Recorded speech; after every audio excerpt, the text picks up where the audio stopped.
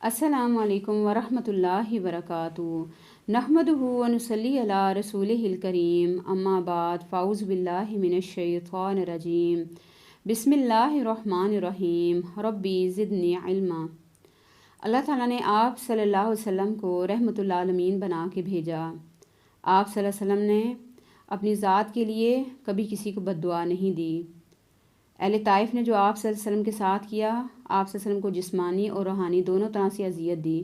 यहाँ तक कि हज़रत जिब्राईल अलैहिस्सलाम पहाड़ों के फ़रिश्ते को ले आए कि अल्लाह के रसूल अगर आप इजाज़त दें तो मैं इन ताइफ वालों को इन दोनों पहाड़ों के दरमियान पीस के रख दूँ, तो तब भी आप सल्लल्लाहु अलैहि वसल्लम ने इजाज़त नहीं दी।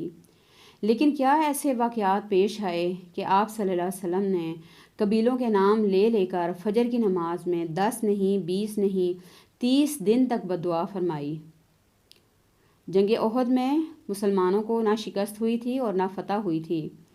मुसलमानों को ये तकलीफ़ हुई थी कि 70 सहाबा को शहीद कर दिया गया था।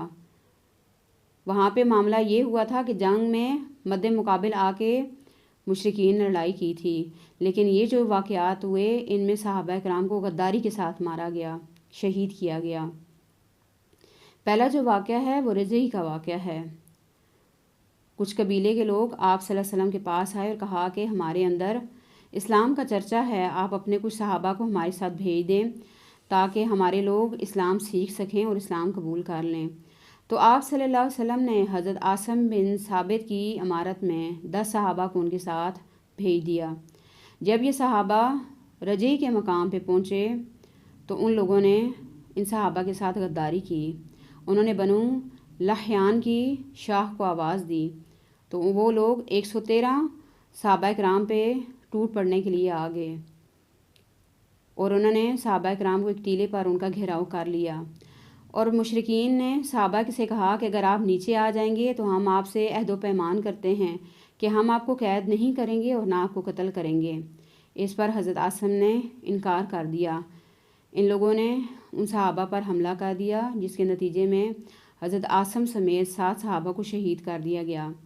बाकी 3 सहाबा से भी उन मुशरिकीन ने यही कहा कि हम आपसे अहद पैमान करते हैं, अगर आप नीचे आ जाएंगे तो हम आपको ना कत्ल करेंगे और ना ही आपको कैद करेंगे।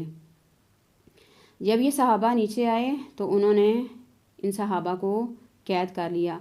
इस पर एक सहाबी ने फरमाया कि ये आप लोगों की पहली बेदअहदी है, मैं आपके साथ नहीं जाऊँगा।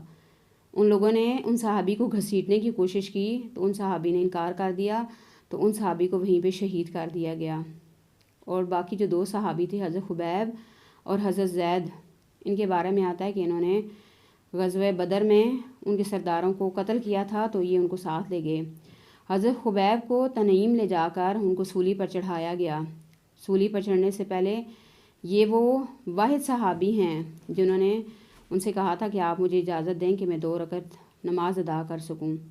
जब ये नमाज अदा कर चुके, इन्होंने सलाम फेरा तो इन्होंने उन लोगों से कहा कि अगर मुझे ये डर ना होता कि तुम ये समझते कि मैं मौत से डर गया हूँ तो मैं अपनी नमाज थोड़ी और लंबी कर लेता। और फिर अबू सुफियान ने इनसे कहा कि क्या तुम्हें ये पसंद नहीं है कि तुम्हारी जगह यहाँ पे मोहम्मद सल्लल्लाहु अलैहि वसल्लम होते और तुम वहाँ पे अपने अहल व अयाल में होते। तो हज़रत खुबैब ने कहा कि अल्लाह की कसम, मैं अगर अपने अहल व अयाल में भी होता और आप सल्लल्लाहु अलैहि वसल्लम जहाँ पे हैं वहीं मौजूद होते तो मैं तो इतना भी पसंद नहीं करता कि आप सल्लल्लाहु अलैहि वसल्लम को कोई कांटा भी चुभता। इसके बाद उन्होंने ये कहा कि अल्लाह ताला इनके चेहरों को देख ले और इनको गिन गिन के रखना और इनको बखेर के मारना। उसके बाद उन्होंने कुछ अशार कहे। फिर हज़रत खुबैब को सूली चढ़ा दिया गया और एक शख्स को इनकी लाश पे मुकर्रर कर दिया गया कि इनकी लाश की हिफाजत करें। लेकिन एक सहाबी आए, उन्होंने उस शख्स को झांसा देकर हज़रत खुबैब की लाश मुबारक को ले गए और उनको दफना दिया। बुखारी शरीफ की हदीस में मरवी है कि जब हज़रत खुबैब कैद में थे तो लोगों ने देखा कि इनके पास खजूरों के गुच्छे हैं और वो इसको खा रहे हैं, हालांकि उस वक्त मक्के में लोगों को खजूर भी नसीब नहीं थी।